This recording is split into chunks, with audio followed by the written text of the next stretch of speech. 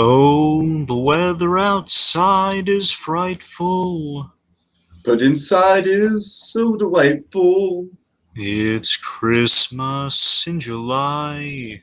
Let's review. Let's review. Oh, let's review. Season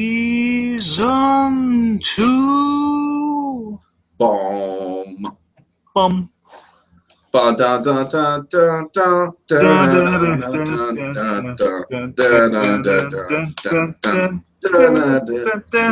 da. All right. Mark Mothersbaugh, everyone, from the Yo Gabba Gabba Christmas special. Hi, Mark. Oh, hi, everyone. Let me tell you about sharing and gift giving. What would you give Santa on Christmas, Tony Hawk? No, what seriously. the blazes are you talking about? I'm talking about Tony Hawk showing up in the Yo Gabba Gabba Christmas special, and it's awesome. Why would you bring... You're getting on me for using Dean Because Mark Mothersbaugh. Mark Mothersbaugh. You get on my Rugrats case. Score. You get on my case for bringing up Dean Martin, and you pull a Yo Gabba Gabba reference. Yeah, Yo Gabba Gabba. All right. All right, so actually, in light of all our joking, BlueDragonFive, this is a sentimental touchstone for the both of us, I would say. I would even wager to bet that for the two of us, this just came along at just the right time in our generation to kind of be like, if not one of the more memorable Christmas specials of the 90s, it's certainly like one of the first ones that I remember seeing that really stuck with me. Oh, this one is so ingrained in my mind. Let me tell you a quick story, like a really minor thing here. Yeah. One of the reasons I remember this so well is because I believe, and I could be wrong, I'm pretty sure of this though, at my grandparents' house, I have a lot of VHS tapes. I still can play VHS tapes over there, but I still have them like in a cabinet somewhere. And pretty much one of those VHS tapes is the Rugrats. It's called the Decade in Diapers. So I guess like around their 10th anniversary, they basically did a compilation tape of some of their best episodes. Right. And I remember that being on there, and I watch all those episodes. That one always stuck with me because it's such a memorable one, the Christmas episode. I just remember seeing this on TV all the time, and it just sticking with me there. Of course. I mean that too, but I mean like this, like the VHS used to be such a big deal. Like you own these episodes, you can watch them anytime you want. I know. And basically, it's like, well, yeah, it's like the days, man. Those were the days. But still, I can watch this episode and just watch this really great Christmas. You're right, dude. This was one of the big Christmas earmarks in the States. And now we complain when it's like, oh, we can't find this episode on YouTube. We have to look on a third-party website. Poor us, right? I mean, I got this I got this one committed to memory because it's always just such a clean, such a wonderful special to show children. And it just holds up so well over time. It's incredibly wholesome. It's just got the Christmas atmosphere written all over it. Yeah. There's plenty that holds up. A good introduction to one of the pivotal Rugrats characters. And this was one of the rare occasions, at least from maybe the first occasion, it's one of the kind of the full episodes. It wasn't broken off into like two episodes. It was like well, I mean, aside from like the little act break sign, it was pretty much that's very true. It was like a half an hour, 22-minute, half an hour episode instead of like 2 11-minute episodes. Mm-hmm. Which was kind of a big deal at first, because before they wanted to do one like later on after like the whole the Paris fiasco. They did a few of them. I remember they did the Vegas episode. Well, that one's isn't that 22 minutes, or is that? You sure it wasn't split with something?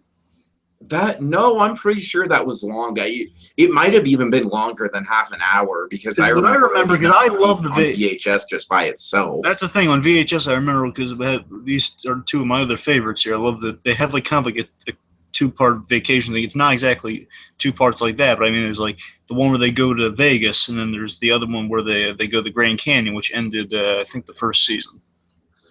I think what it was is they had the Vegas episode that was probably at least a half hour long, or 22 minutes or whatever, and then they had the other episode just to fill space on the tape. Maybe that's what I'm thinking of. But yeah, at this point, this is like. Because I remember they would do that. Like, do you remember the? Now we're just getting off into a tangent on VHS, but whatever. Do you remember the favorite stories collection that Disney put out with like they had like Mickey and the Beanstalk. Yeah, stuff like that. Well, I remember, they'd have like Paul Bunyan, stuff like that, stuff of that nature. Yeah, Wind in the Willows, Sleepy Hollow, stuff like that. Right. Well, I remember they'd always have like, that would, the short that was on the box would always be the main feature. Yeah. But then they'd throw in like a silly symphony or something at the end. Like Mickey conducting the orchestra. Exactly. Or I remember at the end of it was Peter and the Wolf. At the end of Peter and the Wolf, they had this silly symphony of like the Melody Land, which was really fun. Right. Okay. Well, let's detract from the tangent here. Back to Rugrats. We could do a whole podcast. Point is, it was and I think we probably have at one point. Point is, it was a thing that wasn't done all the time. It kind of broke formula in a good way when they kind of made the whole episode about something. It counted in this case. It was really, really solid. It really did. Yeah, and my God, there's just a lot of good stuff going on here. Yeah. And keep in mind, I do think that since we grew up in the perfect time for this special, I don't necessarily know if it would hold up for someone who's older than us or even younger than us. I think parents would like this episode too. You think they would? I think it's wholesome enough that anyone could like this episode. I think that's just me though. I'm just wondering if my nostalgia goggles are, because like you said, I just have just a vivid beat by beat memory of this thing when I was going back and watching it, man, and all those nostalgic scenes just came rushing back into me. I don't know. I think we could say fairly. I mean, just looking at this just from a just a contextual standpoint, just kind of analyzing it. I think it's like a good kind of one-off episode. It has like a good kind of. It's a well-crafted kind of beginning, middle, end story. Well, I'm not saying it's not well-crafted. I'm just saying I don't want to throw too much hype on it. That's all I'm saying, because I have such a nostalgia for it. But anyways, let's get into it. Okay, let's get into it. Okay. So we get a rare, and this is a rarity right here. The opening is basically the same old Rugrats opening, however, with a Christmas composition to the theme. Mm-hmm. So that's where your Yo Gabba Gabba guy comes in. Oh yeah, he's not just the Yo Gabba Gabba guy. He was also the main singer of Devo. Right. And also a composer of. Oh, I could probably think of it. Devo had the funny hats, right? They had like the red hats, or was that? Yeah. Those hats were. And he also composed some of Wes Anderson's early movies. So he's done a lot. He's been around. He still composes movies and stuff and TV shows. All right. So what's our classic opening mislead shot? Oh God! So we have a close up on a Christmas landscape, and it's getting really, really cold, something like that. Well, essentially, it's like we see kind of a North Pole-ish setup, and then it's revealed to be like a mall setup, which I thought. Right. And we see two guys. They're just bored out of their minds, and they're throwing this fake snow at a fan, and which I love seeing. That now, think about it, that. Really is kind of brilliant for what the whole scene's about here. About how it's kind of showing like the illusion of Christmas and how that kind of plays into things in this episode. Right, and these guys are obviously just totally disillusioned by it. Yeah, of course, our opening scene will kind of culminate with kind of the realization of an illusion of Christmas, and that's going to kind of map out the whole episode, kind of motivates everything coming forward. So I think kind of represents what we're going for in this episode, just kind of showing you it's the magic in what you – it's about building the mystique of Christmas. Mm. All right, so meanwhile, we have the Rugrats, and what's Chucky worried about? Again, the wonderful Christine Cavanaugh delivering yet again probably one of our favorite Rugrats characters, Chucky. I'd say Chucky was easily the character on the show. He was the Fonzie. Chucky was the Fonzie of the show. I wouldn't go that far. I mean, usually people gravitate towards Chucky and Angelica. So I mean, I think I'm just saying he's the one on the show that had the most character development overall. I don't know. I think people I think the others kind of stayed in the same place, whereas Chucky kept having arcs. I don't know. I think Chucky got the most marketing. More I remember it. I don't know. I think he got the most because he had the quirky design too, like the green and the blues and the yellow thing on his pants. That's true. I don't know. Point is, so like Chucky, he's saying, basically he's talking to Tommy while they're standing in line to see Santa Claus, and they're saying like, first he gets real cold, then the grown-ups are all smiley and nice, but that's not the worstest part.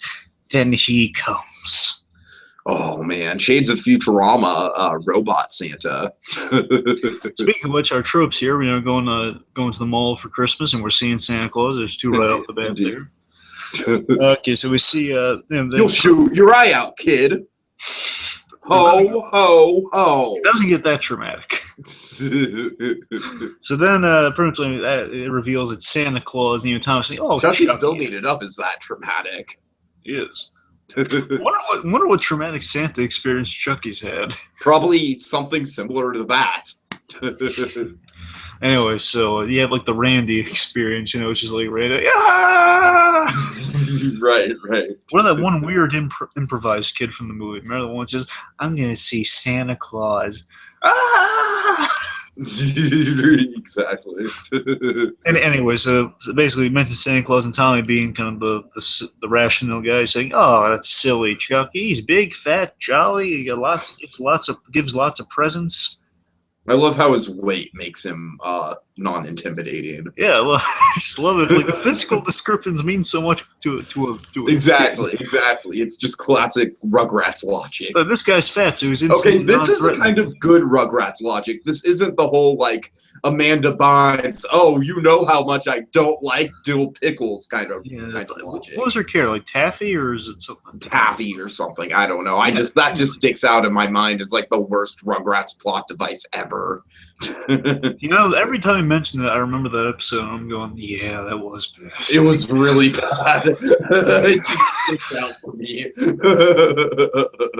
It's just she says it in the most conventional sort of way, in the most obvious, like, it's like she says it specifically for the babies to overhear. Well, you know, I want to take a moment here just to acknowledge, I think as compared to the rest of the Rugrats here, I think this is one of those episodes that has the least amount of just kind of like non-hold-upable parts of the Rugrats. You know, like the moments of like, so the adult logic doesn't help the episode. Right. No, I definitely agree. I think the adults, for the most part, are on their A game, I think. That's what I'm saying. Like, Dee Dee has very little to do in the episode, and that's fine. Which is a plus for her. Absolute plus. And we get Charlotte to counteract that, so that's even better. And Charlotte's awesome, and we all agree that Charlotte's awesome. Yeah, we like Charlotte. Yeah, she's funny. Again, well, she's voiced by the wonderful Tress MacNeille, so how can we not? Of course. Yeah. Oh, so the point is, yeah, you're right. Just a little bit the idea that because he's fat, he's non-threatening. I just love that logic.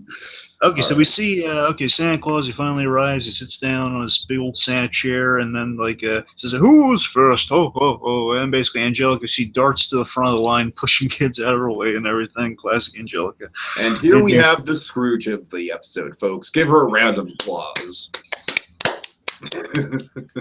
Okay, so I wrote down that's a really damn good arc. I mean, I know you think Angelica's a brat, and by all means, in the first half of this episode, she totally is. She's got a damn good arc in this episode. Yeah, she does have a really good arc. I told you, this episode I think people can just kind of gravitate towards because it's kind of like you don't need to know everything about the show in this one. It's just a good one-off. Exactly. And with that, I think... I feel like that's where kind of the show kind of went off the rails a bit, is when they connected it too much to the movies. And yeah. I mean, it's like I understand why they were doing it the way they were doing it. It's just like, look, if they have Kenny in there and Kira, that's fine. It's just... they kept referencing things that happened in the movies, and it just kind of became, like, really jumbled. No, I mean, like I mentioned, they tried like a 3-part tie-in thing to the Paris movie, so that was a mistake. Right, yeah, exactly. That's going too far, in my opinion. Anyway, so suppose I listed off all the stuff Angelica asked for, and again, in this episode, I really like Angelica because again, it is an arc, and you get to see a progression. Actually, Angelica grows a conscience a little more off the bat than like other people influence, and that she has her own self-motivated arc, which I like. Sure. Anyway, so you see, she had good character moments before Rugrats in Paris. No, don't get me wrong. I'm saying before definitely. I mean, afterwards is kind of get formula. That's afterwards is when we got the other not revamp, but it was when they were doing it all completely on computer at this point, and that's when they. Yeah, but then afterwards we had All Grown Up, and say what you will about the quality of that show, but she definitely wasn't a jerk. No, believe me, I'm much fairer to All Grown Up than most people are, but I don't hate it or anything. I'm saying it's okay. I guess. No, I don't either. I mean, I think it's incredibly mediocre. I'm saying we don't need it. I basically said we don't need it, but it's not horrible. To me, it's kind of like low grade as told by Ginger type storylines, but Rugrats characters. It does not. It does not hold a flicker next to Ginger. No, that's what I'm saying. But I'm saying they were trying to do that kind of thing, but with the Rugrats characters, and it just doesn't hold up. They didn't have a chance in heck of doing that. Okay, anyway, so here's Let me list out all the stuff Angelica asked for. She sits on Santa's lap, and Santa Claus being accommodating at first, and he's saying, "Oh, what would you like for Christmas?" And she says, "I want a luxurious hair Cynthia doll, which I believe is like the Barbie head thing, like a little makeup kit or something on the inside, or you style the hair that thing." Mm-hmm. The creepy Godfather-like toy. Yeah. So there's that, which Despicable Me had the best gag for that, by the way. Just want to mention. But anyway, so then this one I thought was hilarious. This is actually a poking fun at some popular toys at the time. Then she asked for a Teenage Nuclear Fusion Squad video. Oh, those turtles, man! They're still around. They're still doing hot.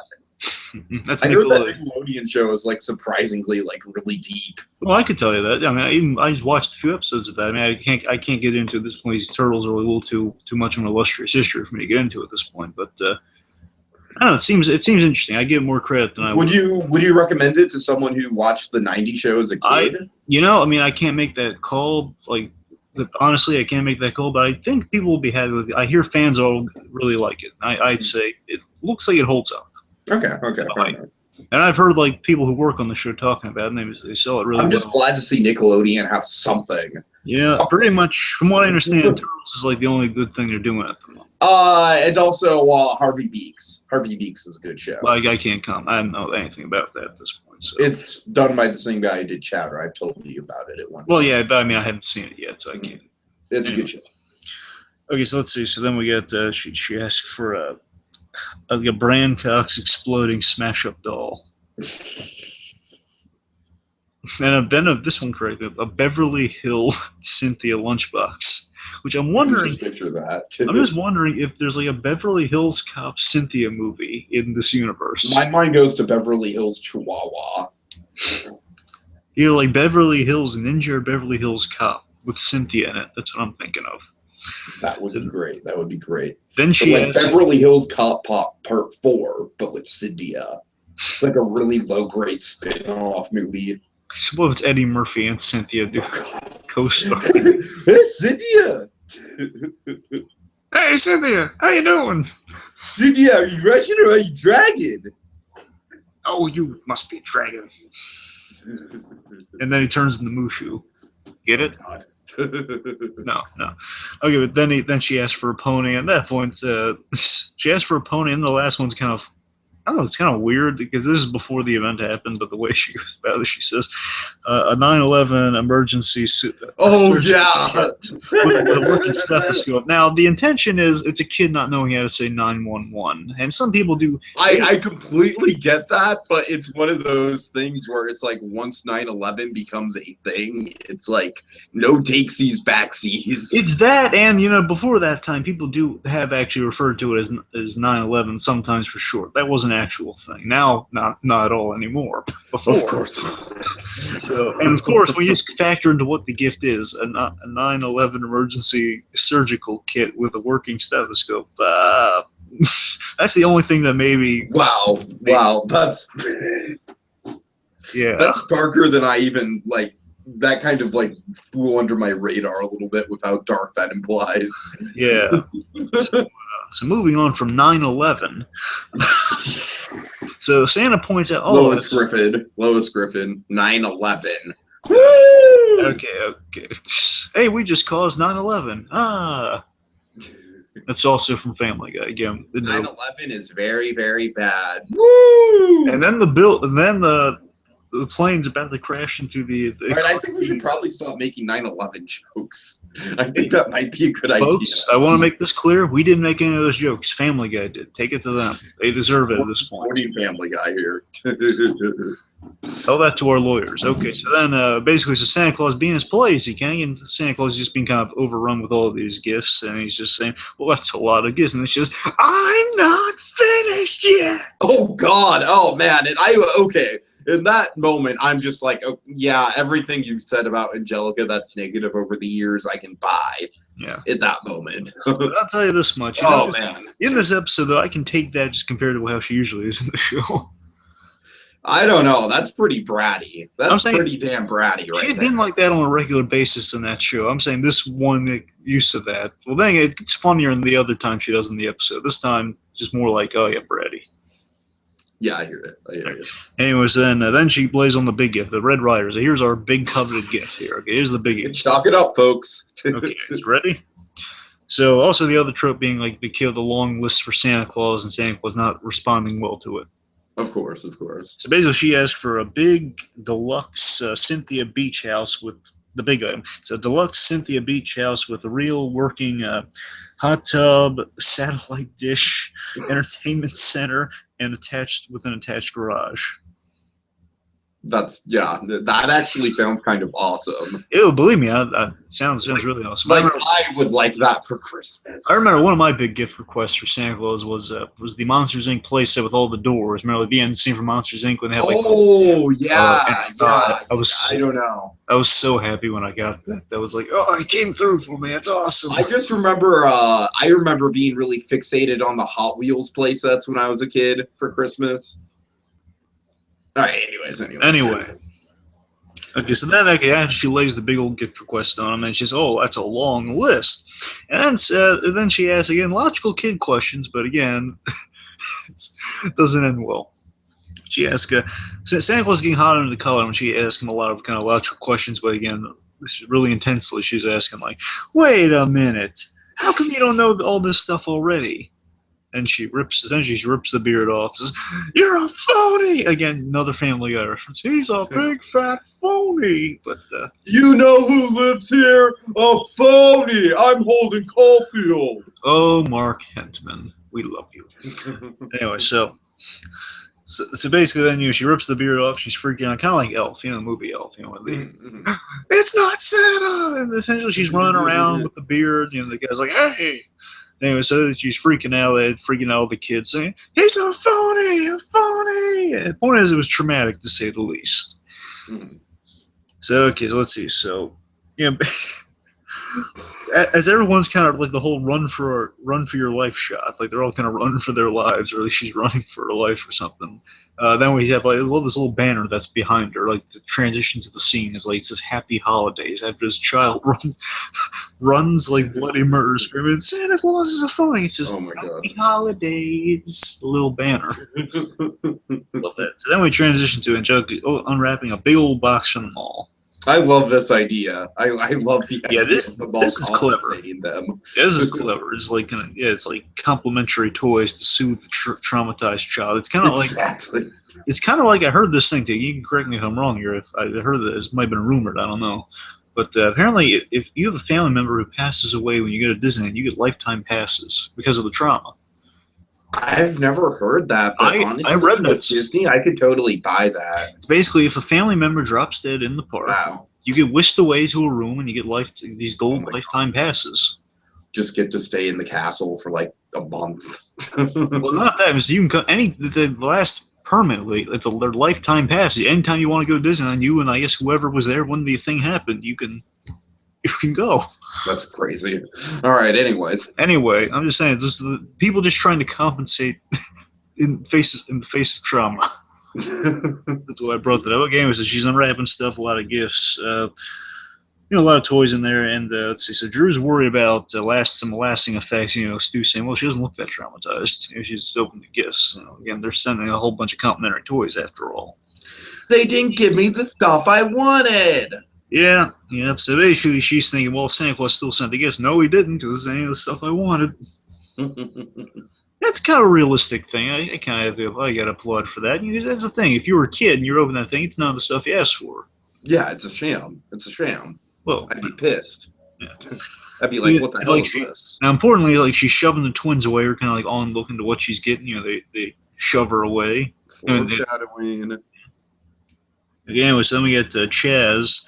Chaz is mentioning he's had a lot of disappointing Christmases. Like, the best gift he got back in the day was like a rubber glove and a tongue depressor. I'm going to guess that Chaz's father was like a dentist or something. Oh, God. Maybe a doctor. I don't know. Maybe he was Christopher Lee. Oh, that would be so cool. Maybe Chaz is Willy Wonka. Okay, now you lost me. Yeah, welcome to my factory, kids. I miss Christopher Lee. Asthmatic Willy Wonka. All right, anyways. Anyway, thanks for bumming me up about Christopher Lee. So, You're welcome. Anyway, so Chaz mentions Thanks for bumming me out about 9/11. Hey, I didn't do it. The episode did it. Anyway, so Chaz, and this is important. So one of our big things of the episode here is Chaz does not want that for Chucky. He loves Chucky, and that's one of the best father-son dynamics in this show. You know how he cares about. I would wager to say it's one of the best father-son dynamics in animation, like in animated television. It's definitely one of them. It definitely is one of them. But his point is, it's really always endearing. Hallmarks. What? I said it's one of the hallmarks. I'd say certainly. Anyway, Chaz, he always has mad love for Chucky. These two are always kind of bound together. It's an adorable dynamic. And Chaz wants to make sure Chucky doesn't have like a lousy Christmas like he had, which is endearing, and we're rooting for Chaz this whole episode because of that. So we have the making up for the lousy Christmas experience. There's another trope. Oh yeah. Anyway, so Betty suggests like, hey, let's go to the mountains. Let's have a white Christmas. I really like this idea. This is really fun. Hey, where do you think the Rugrats are located anyway? Do you think have we seen snow in the? Have we seen snow in the Rugrats? I think we've seen snow in the Rugrats. So I don't think they're in California then. No, they're probably not in California. I'd want to say they're somewhere in the like maybe around Chicago or something. I don't know, like. Oh, maybe. Well, the dummy bears somewhere around the Midwest. I want to say. Oh, maybe. That's just a wild kind of out there guess. Well, they have beaches, so does that help at all? Like, that's true. They do have beaches. So, like it was the Sea Minis episode, so. Oh God, I don't know. We're spending too much time thinking about this. Anyway, so basically, Betty suggests let's go to the mountains for a white Christmas, which good idea. And basically, it's kind of like the Alf thing, like the Alf Christmas special we talked about last year. About there's another troop going to the mountains for Christmas. It is indeed. It is. And basically, it's like, hey, we can have a little traditional, kind of Christmas, like by the mountains, white Christmas, have like a cut down a tree, all that stuff. They're planning that out. So basically, Dee Dee to the travel agent, Stu to the ornaments, and then one of my favorite bits of the whole episode. This guy, he can never do anything wrong. As much as the parents on the Rugrats can screw up a lot of the time, a lot of them can. Even our good ones can have their slip ups. Grandpa Lou is always flawless. He falls asleep and they get away from him all the time. But it's hilarious, though. Okay, yeah, I know he's a fun character. I'm just saying, in terms of bad parenting. No, here he owns it here, though. This is why it works. He says, "I'm going to grab some eggnog and fall asleep in front of the TV." He's warning them. Okay, that's true. He does own it. So I'm assuming he warns them on a regular basis. I'm probably going to fall asleep with these kids. That's the scene we don't see in the Rugrats. Him warning them. Right. They left him, remember, Tiki, no matter what happens with Grandpa Lou falling asleep, they left him with them. That's true. Remember that. And they should know by this point he always falls asleep. Anyway, let's not blame good old Grandpa Lou. Okay. Anyway, so eggnog, nog. Nog. Good old eggnog. Okay, so what do we got next? We have the Reptar space helmet. Which, by the way, before we get to the space helmet, I'm sorry. Angelica's going through her gifts. I'm sorry, Tiki, you still there? So you're freezing up now and again. I just want to make sure you're there. Am I really? Well, I mean, like you're stalling.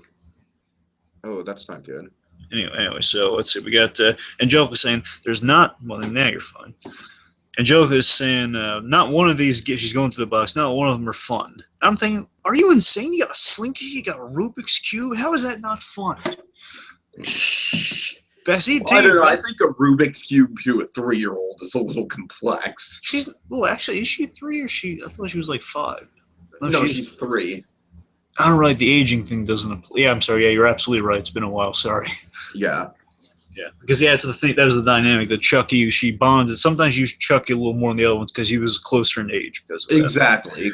Right. Yeah. Sorry. Okay. Anyway, so she's going through the gifts, and basically she finds like a box of crayons, a Reptar space helmet. Oh boy. We're building to it. So we got Tommy and Chucky having their Santa debate yet again. Can you imagine No, I'm going to tell you later. It's too unrelated. I'll tell you later. So No, tell me. It was the silly thing. It was like the two of them conversing about this stuff. Kind of makes me think of like someone did fan art of a Marvelized version of these two as Iron Man and Captain America. I could totally see that. That probably exists.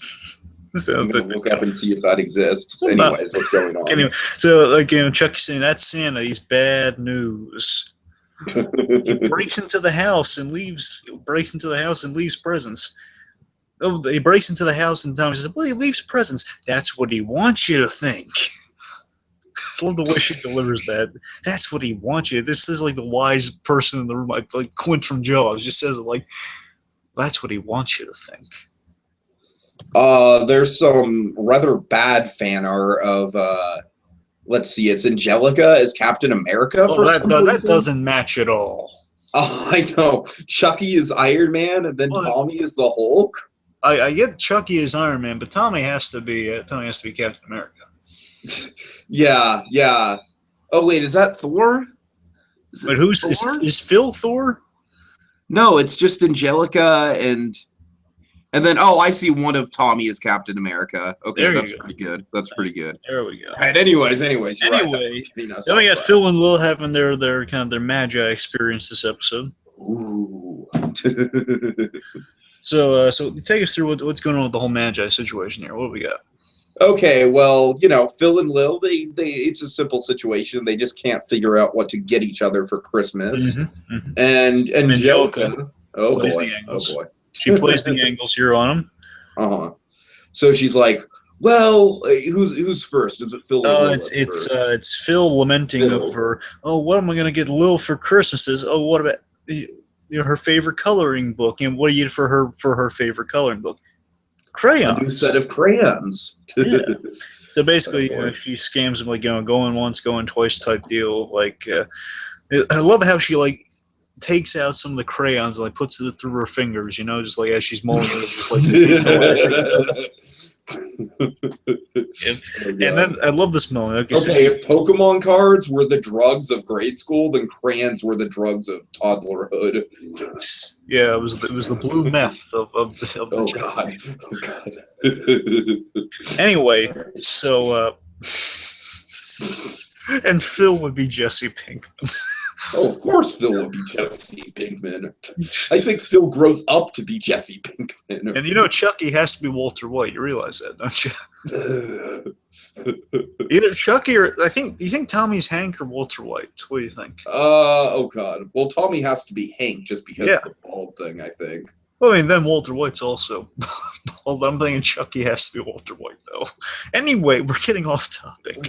We're still getting off topic. My point is, so what I'm getting at here is, so after Angelica makes the deal with Phil, takes his Reptar, takes the Reptar doll for and trades of crayons, which is a bad trade, by the way, always a bad trade. Reptar for crayons. I mean, don't get me wrong, I like coloring as much as the next guy, but Reptar is awesome, man. Come on, he's a cultural icon. Anyway, versus Godzilla. Yeah. Anyway, so after that, then I kind of wrote this down.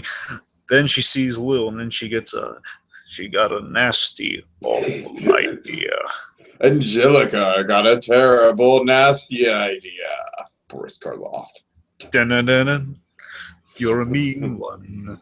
Angelica Pickles. You really are a brat. Okay, anyway, so then Dee Dee, she's on the phone with Trailer and saying, well, Tijuana? No, we can't go there. So again, she sucks. Good call, Dee Dee. Good call. I think in other episodes, Dee Dee would probably be like, oh, well, that sounds exotic. Can't even get the travel arrangements. I'm just being overly harsh. I'm just kidding. Okay, anyway, so then we got criticize the hell out of every scene she's in. Yeah, I just don't like Dee Dee. Anyway, so we got two of our likable characters. So we got Drew and Chaz. I just love the idea of this. Just rewatching after all these years, just seeing Drew and Chaz lamenting about the same thing on a picnic table, and they're on the same they're in their own little stories, their own little movies in this moment, and they're literally right next to each other. They don't even see each other in their lamenting process here. Mm-hmm. So there's is lamenting, and then they get, I got an idea. Wait, no, you go first. I love that. They have to tell someone. So, I'm going to tell this guy right next to me. It says, basically, the Santa idea. It says, well, I'll call the Santa experiment. But no, not yet. They don't reveal the name. Always I'll get a professional Santa. Well, why not me? Because Chaz wants to be Santa Claus. Why not me? No offense, Chaz. They're going to get a professional. But I was in a play in 4th grade. It was in the Wind in the Willows. Role in the Wind in the Willows. Okay. You played a tree, Chaz. Out of every line in this episode, this is probably the line that sticks with me. I was the Willow. I was the Willow. That's classic. That's just classic. You were a tree, Chaz. I was the willow. Yeah, he was Warwick. And I've read The Wind of the Willows, and the willow has pretty much nothing to do with it. I was thinking, he was Warwick Davis. Oh God. Good one. Okay, you take us through the other half of our Magi story. Okay. So Lil, she's in a similar dilemma. She's trying to figure out what to get Phil, and along comes Angelica. And she's like, "Okay, Lil, what is Phil's favoriteest toy in the whole wide world?" This is when Brad Angelica gets funny. Yeah. And Lil, she keeps saying the wrong thing. Do you have any of her wrong guesses? Yeah, so you hear some of her guesses here. What do you get for what's Phil's favorite toys? His blocks? No. His pop-up book? No. And there's actually remind me who this actually is kind of weird cross promotion. Was Class B Cuspo at all involved in Hey Arnold, to your knowledge? Like, did they help out at all? Like, did they write anything? No. Well, I'm convinced this is a reference to Hey Arnold. Because she's the alligator with the missing eye? No! A big-lipped alligator moment. Then just Angelica, I love how she comically yells, "No!" But no, seriously, the alligator with the missing eye was referenced to an episode of Hey Arnold. I'm convinced was a reference to Hey Arnold where they were looking for Tiffany's, Gerald's. It's not Tiffany. It's something. What's his sister's name? God. Anyway, so he's talking Gerald's little sister. Talking about. God, it's gonna bug me. He's gonna really bug me. Anyway, so point. So Gerald's little sister. We don't need to find out the name of Gerald's sister right now. We don't. It's. I know it's on tip of my. It's fine. So the point is, his little sister lost her plush little blue alligator toy, and then they go to Harold, and Harold's had the eye bitten off, and that's what I'm convinced is the reference to Harold's plush little alligator toy missing the eye. I don't think that's far up. That's awfully distinct, like the alligator. Timberly. Thank you. Yeah, that's I just literally googled Gerald's little sister, and that came up. Okay, that puts my mind at ease. Okay. It was gonna bug me the whole episode if I didn't.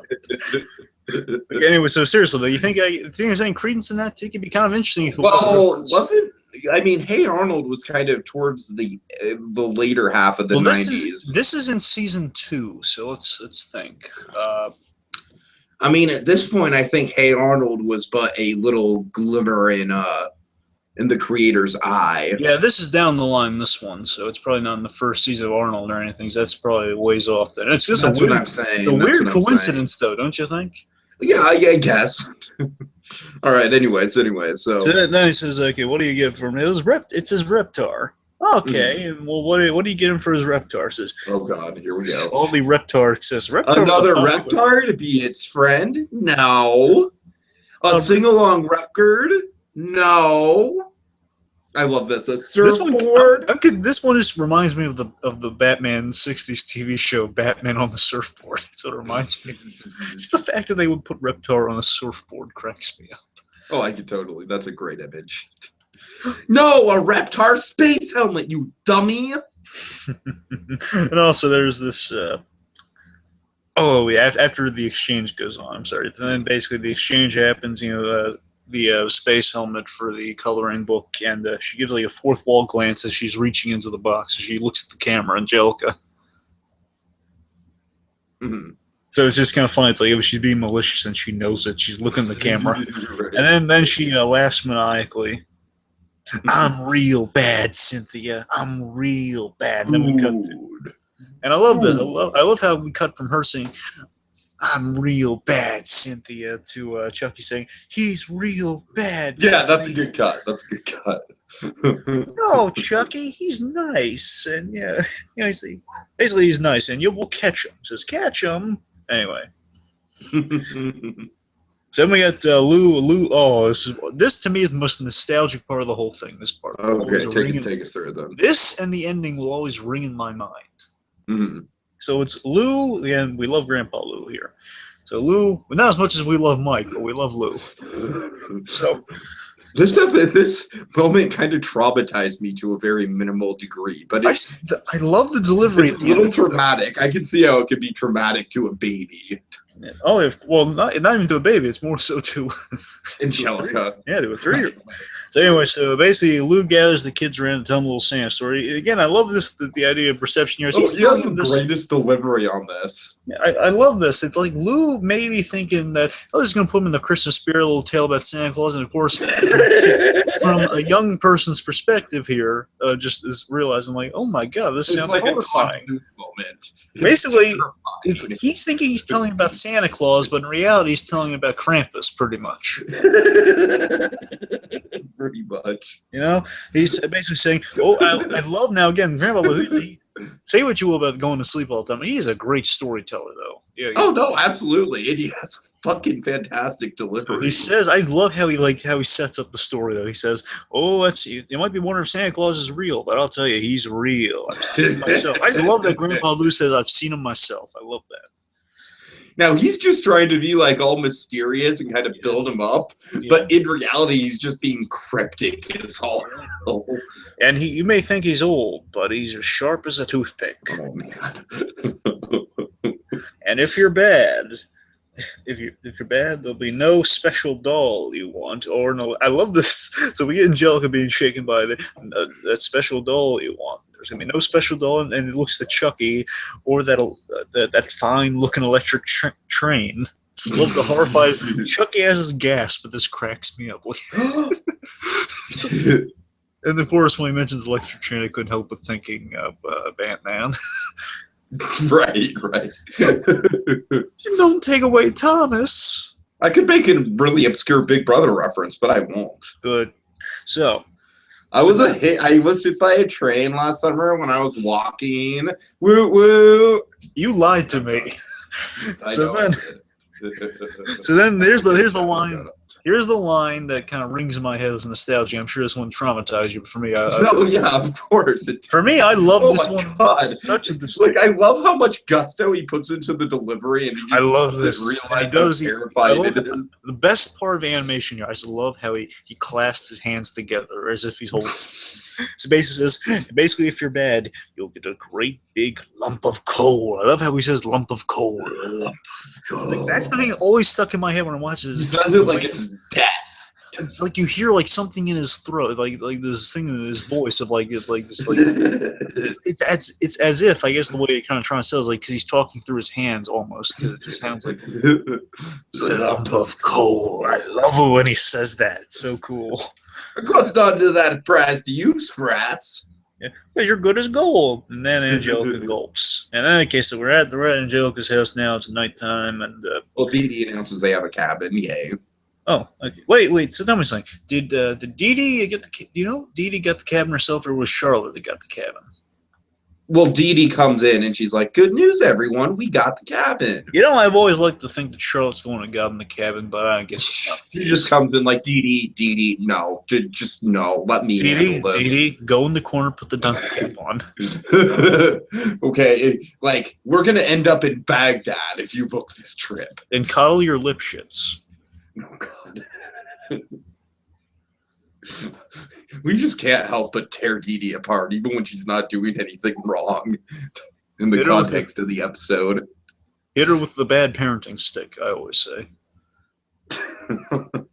But basically, here's what we need in animation. We need a large, like, kind of bat-like stick. Not a bat per se, but just like as long as a bat, but it just has duct tape on it. In black marker, it says "bad parent." And basically, whenever someone does something like your Big Bob says "orphan boy," like something like this, perhaps. Yeah, if we get duct tape on it and say "bad parent," on it. Yeah, something like that. So pretty much, whenever we get a bad parent, we just like bad parent. Whenever Big Bob says an orphan boy, or whenever the Turners are ever on screen, we just like, you bad parent. Watch. I think that can be arranged in the future. We'll see. Maybe we'll get like a long yardstick or something. I don't know. We'll see. We don't know how harsh we want to be. We'll weigh that down. Anyways, we got Angelica and Drew. Drew's talking to Angelica in bed. You want to take us through it? Sure. So, Angelica at this point, she's just really worried. She wants to set things right with Phil and Lil. So again, she's coming to a realization pretty early. Well, not yet. Not yet. At this point, it's more for her own self-interest. But she knows at this point she's definitely in the wrong. Well, she doesn't know at this point quite yet. What? That she's in the wrong? Not yet. No, because she's asking about Phil and Lil, specifically. No, not yet. Not yet. We have a dream sequence, remember? Yeah, we have a dream sequence. Don't you remember? No, I don't. Okay. I'm saying I'm rushing ahead. Yeah, I only outline it because it is kind of. Oh no. Okay, yeah, I do remember the dream sequence. So the point is, we haven't Drew tucking her in, and basically she's asking. Angelica's asking about the lump of coal. Yeah, is that true? And he says, "Yep." And then they have the gulp from her, like, "Oh boy," and then she's being skeptical at first, saying, "Oh, he can't know everything, can he?" And like she's shaking, so can he? No, we can't know anything. She falls asleep, and it's Christmas. It's Christmas morn. It's Christmas morn. Yeah, it's Christmas morn, and we can tell it's a dream because she's in a different outfit altogether. Because we saw her exactly. Yeah. Apparently, she fancies like the pink tutu or the dummy bear's slip or something, whatever. Wears that, and then basically, so she's awake. She's in this red number. She's wearing like red tutu number, whatever. She rushes to the tree, and are you rushing or are you dragging? Are you rushing, Pumpkin, or are you dragging? Drew says. Now, Jonathan, I want you to tell me one thing and one thing only, Jonathan. Are you rushing this deal or are you dragging it? Anyway, so it's Drew. He says they're all for you. This makes it even more creepy when you think about him saying it's all for you. Right, so if you want to analyze this dream, it's her conscience telling her of like it's on some subtle level that hey, your father's trying to be really accommodating here, and basically setting up that hey, this is all for you. Like you deserve what's about to happen. Essentially, that's what the dream is communicating. So again, this is all important stuff. The line that Lois has and Malcolm in the middle, she's like, "Oh, Dewey, I think we'll remember this Christmas for a long time." So the point is, this is all subtle stuff that is ushering her realization. This dream is like kind of her 3 ghost visit. It is. It very much is. Yeah. So that's what this kind of lumps into. This is kind of the Christmas dream / ghost visit. Mm-hmm. Anyway, so then she opens the gifts, and it's coal. A whole lot of it. Every gift. Coal. A lot of coal. So then I don't think we've seen coal dealt with in such a horrific manner before. Yeah.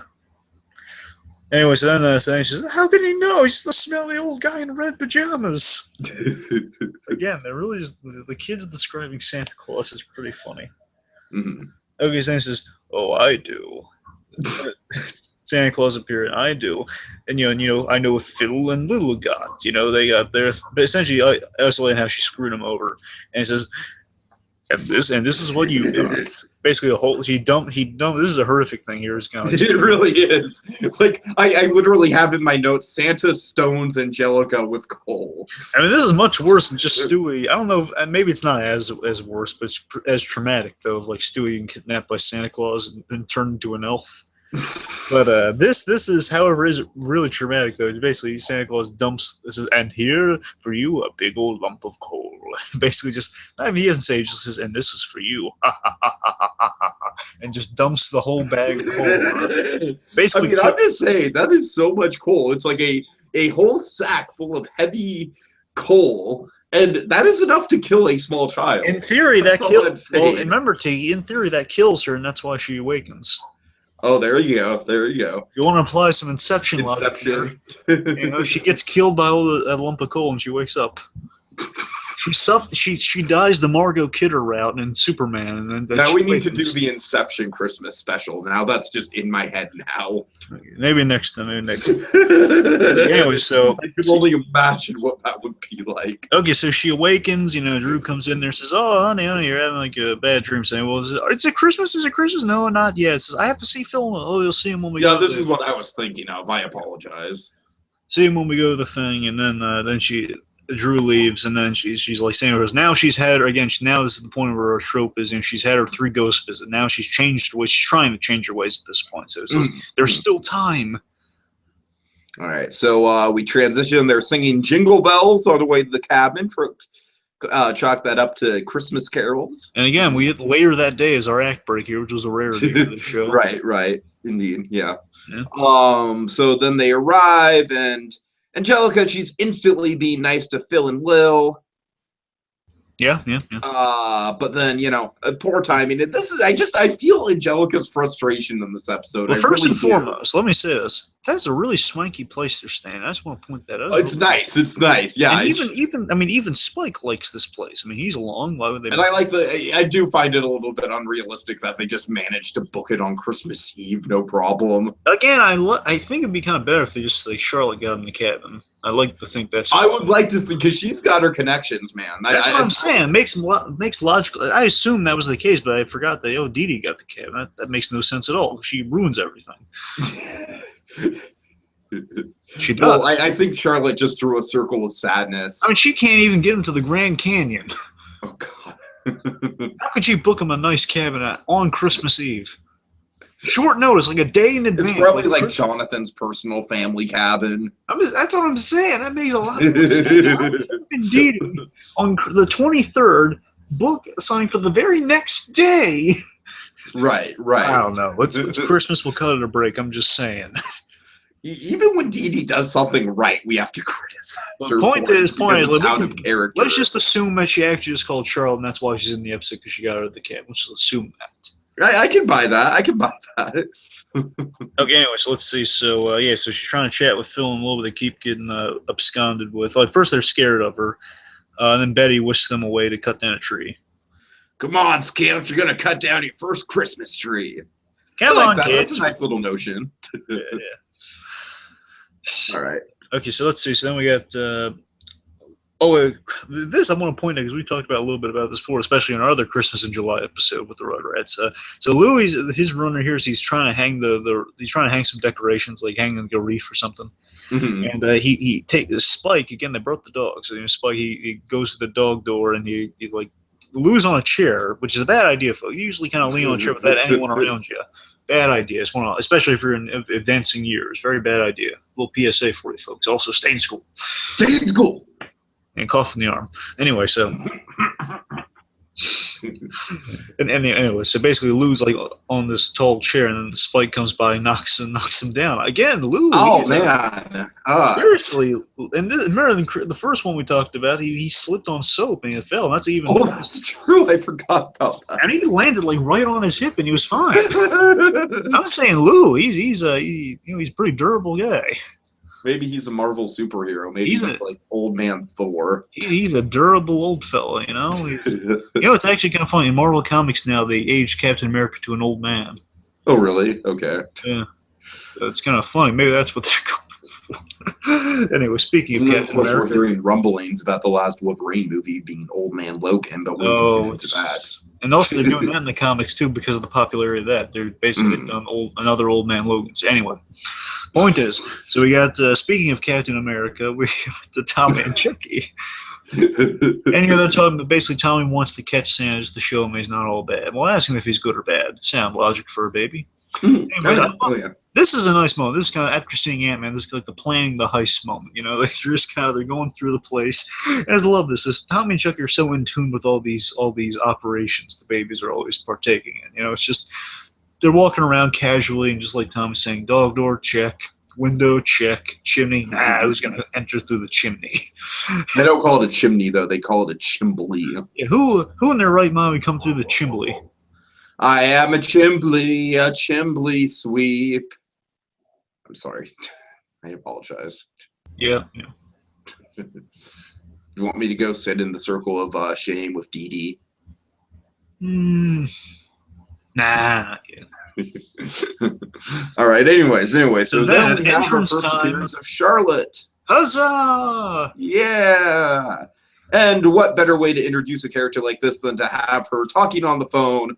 I don't care, Jonathan. We have to crush the competition, and we have to crush it now. I love this. That's Stu. This is nice. You don't really see a lot of interaction between Stu and Charlotte, by the way. I just want to point that out. Yeah, it's basically, Stu said, "Oh, it's so nice of you to join us for Christmas." Right? No, peace on earth, goodwill towards men. And then she says, I don't care what you have to do, Jonathan. The crust competition, do it now." Again, the wonderful Tress McNeil knows how to do the workaholic. Oh, she's wonderful. Yeah, she's absolutely fantastic. This is probably my first Tress McNeil role that I can remember as a kid. I remember one of my favorite Charlotte ones. It's this to me. I just assumed it's maybe one of the first introductions to Charlotte, but I was surprised this was the first ones. I mean, it is. Yeah, It's a good intro. I mean, it's basically all the stuff we know about her from that point forward is kind of introduce her in this one. What better time to introduce her than a holiday special? I mean, the whole family would be around. Oh, okay. I was going to ask you though. Do we have a trope of? Are there any other examples you can think of a character being introduced in a Christmas special? Well, I mean, Chuck, he's been introduced before, so he can't count. But let's see. Yeah, Chucky was in there from the beginning. No, Chuck. I mean the Happy Days. I thought you meant just Christmas stuff. Oh, okay, right on. Yeah. I mean, do you mean any other Rugrats characters that are introduced? No. I mean, in general. I mean, just any Christmas special. Are there any major characters you can think of that are introduced? Well, I mean, top of my head, I got nothing. Like who were introduced for the first time, but top of my head though, we might have. I don't think so. Though. To be honest, I don't think so. But, All right, fair enough. So, bonus. Let's see. Although, what about though? We have The Simpsons. Yeah. There's that. That's all of them. So. And also, I can think of another example of a first episode being a Christmas special. Well, anyways, it doesn't matter. My point is, like, one of the most prominent Charlotte Pickles episodes I could have figured maybe was a first introduction before I found out about this was the one where she takes Tommy and Angelica to work. Of course, that's a classic. Oh, that's a great one. Anyway, basically all the stuff we know about Charlotte Pickles is firmly introduced and established here. She loves her family, but she's always on that darn phone, talking to Jonathan or yelling at Jonathan, even if he's there in person.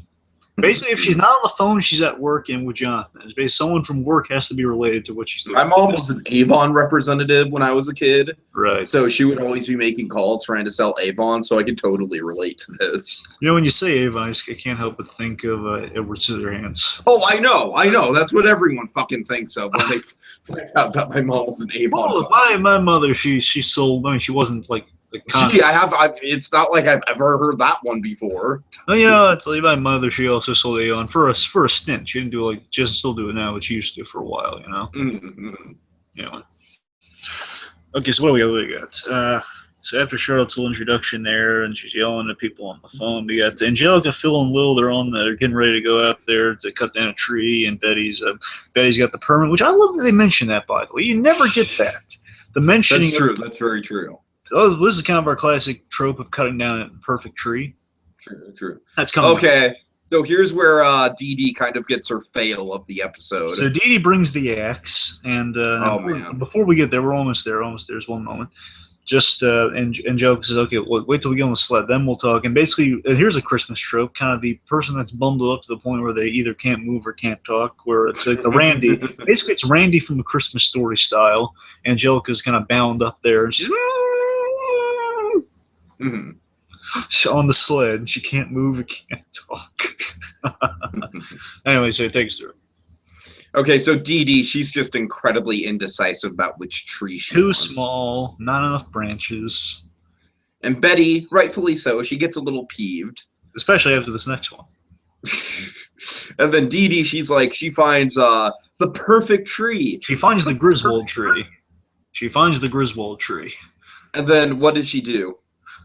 Then Betty says, "Oh, good tree, Dee." And again, fair enough. You find a good tree because the branches gripe is actually just right. You don't want to have enough branches to hang everything. Right. Anyways, you can't falter for that, but this next one, that's where you falter for it. Oh, this next one, it's just like, okay, yeah, they couldn't help but throw a terrible Dee Dee moment. Dee Dee just says, "Oh, this is perfect tree. It looks beautiful, it's so cute." And then Betty's saying, "Oh, good pick, Dee Dee. Okay, now stand back while I chop this tree down." Then she's like an idiot. Ugh.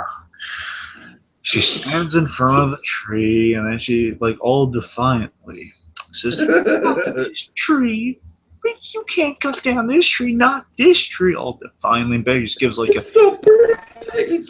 You know what, Dee Dee? If it's so perfect, then why don't you take it home for Christmas? Since it's such a perfect Christmas tree. And that's Betty, what you're out here to, and that's what you just commented on like 10 seconds ago. Betty gives a look of like, I can't believe I'm friends with you. And then on another level, just gives a look that I'm thinking, no one really investigated if I just said you were mauled by a bear out here.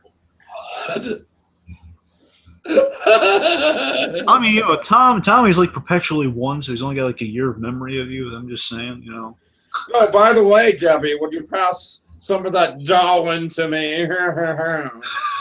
Anyway, he's only been around. I think I'm partial to the legs. Okay, let's not backtrack on that too much. We got 9/11, we got cannibalism, we got killing a mother in this episode. Let's press on. Oh, God. So, happy Christmas. No, happy holidays, like the banner in the beginning, remember? Right. Anyways, what's next? She's a phony! She's protecting this tree! Okay, so we got the, let's see, so basically while they're out there, we got Angelica giving like a gift, like basically an skewed version of like the story of giving through all the holidays. She says like the Pilgrim started and then the Easter Bunny did. And this, I love this. This line always stuck with me also from the Christmas special. Just her explaining the gift giving process to these kids and like how it started, and then saying, and the Easter Bunny did too until he got slapped with a lawsuit by Santa Claus. Until Santa slapped him with a lawsuit, and then she tips backwards and she falls into the snow. Which again, snow, yay! Daddy has to work some extra hours at the office so that Mommy is not ashamed of his quarterly earnings. But also, again, let's chalk up to a lot of like a big old copious piles of snow. Of course. Always fun. So then, let's see. So then we eventually get an artificial tree because Dee Dee's impossible. Yeah. Meanwhile, we see she was fine. She was fine until then, and then she just had to go her good streak. She was on very good behavior until that point. Couldn't just actually no. She has another bad moment in this episode we're going to get to. I'm going to be peeved at that. You just wait. But compared to all my other gripes of Dee Dee, it's a very minor, but still, I'm just saying, come on, Dee Dee, you are such a freaking moron. Good God. Okay. Someone grab a Lipschitz book and hit her on the back of the head, like, leave her out in the cold, please. You really want to murder Dee Dee? I don't want to murder her. I want to give her a fighting chance. I'm just saying, let's put her through. Let's give her the gray experience, can we? Hey. Anyway, so we got Tommy. Yeah, I mean, I would watch that. I might root for her. I would watch the hell out of that. I might come to like her if she survives that experience. Anyway, so we got Tommy and we got a montage going on so they can take out the artificial tree, which I can relate to. I have an artificial tree, it's always kind of nostalgic for me, always kind of taking it out of the box and stuff. It's kind of a shame though. It's like if you take the time to actually get a permit to legitimately cut down a real Christmas tree, you just kind of waste it. Right. I don't know. Well, how much do you think the permit is? I don't know how much permits are. It's like I thought they were like $50 or something. Wait. I have no idea. I'm just saying they took the time to get one in the first place. So remember in Elf, it's like illegal to cut down like a tree in a park or something. I guess you actually need a permit, but I would hope so. Yeah. And anyway, so let's see. So they basically have a montage going on. So they're getting out the artificial tree. Meanwhile, Tommy and Chucky, they're setting traps all around these locations we spotted earlier. They're decorating the tree. When you say that holiday traps are a trope because of Home Alone? Yes. Okay, there you go. Thanks, Home Alone. So then we got they're decorating everything. Well, again, while all that stuff's going on, meanwhile we get the annoying thing. Well, not annoying. I'm just saying annoying for Angelica that the twins keep getting absconded. Seriously, can you not? It's kind of hard to buy that you wouldn't have a moment alone with these guys to explain. I remember watching the episode and being very frustrated for her. So I don't know. That's what I'm saying. That's the point, though. So she needs. You know what I think it's like? You know what I can compare it to? And granted, this is like I'm not comparing it in terms of quality. I'm just saying it kind of reminds me of the whole American Tail motif of like, Fievel, if you just turn around, they're right there. Right. You know what I'm just saying? Angelica put her big mouth to use here and just yell it to them. That's what I'm saying. Yeah. Hey, guys, I'm sorry. Here's your stuff back. Yeah. I mean, that's literally all she has to do is just throw the helmet in the coloring book at them. That's all she has to do. Hey, Phil, look fast. Whack. Exactly. Oh, Anyways, let's see. So what do we got? Okay, so basically, so as they're being absconded with periodically, then Phil got brain damage and died, and that's where the Rugrats theory began. Oh, jeez. Don't.